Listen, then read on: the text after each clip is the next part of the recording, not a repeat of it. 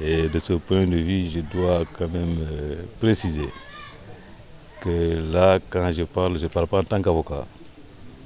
Je parle en tant que militant d'Amnesty International, puisque c'est hier seulement que lorsque nous avons appris le décès dans ces circonstances brutales du jeune Lamine Camara, étant à Ziguinchor, on m'a demandé de venir présenter nos condoléances déjà à la famille éplorée.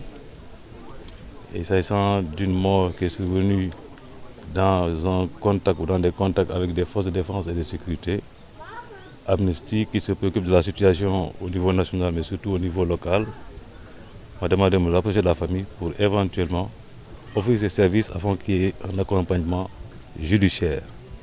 Et ça n'est pas la première fois qu'Amnesty le fait. Et j'espère que je serai désigné pour cet accompagnement judiciaire-là. Et que de ce point de vue, nous espérons que les autorités judiciaires sont en train de prendre toutes les mesures nécessaires pour que la lumière soit faite sur le décès du jeune Landing Camara. Mais nécessairement, parce que depuis 2021, on a enregistré énormément de morts au Sénégal lors de manifestations qui sont censées se dérouler dans des circonstances pacifiques. Mais il se trouve qu'à chaque fois, on a constaté non seulement beaucoup de brutalité de la part des forces de défense et de sécurité, mais surtout l'utilisation d'armes létales contre de jeunes manifestants.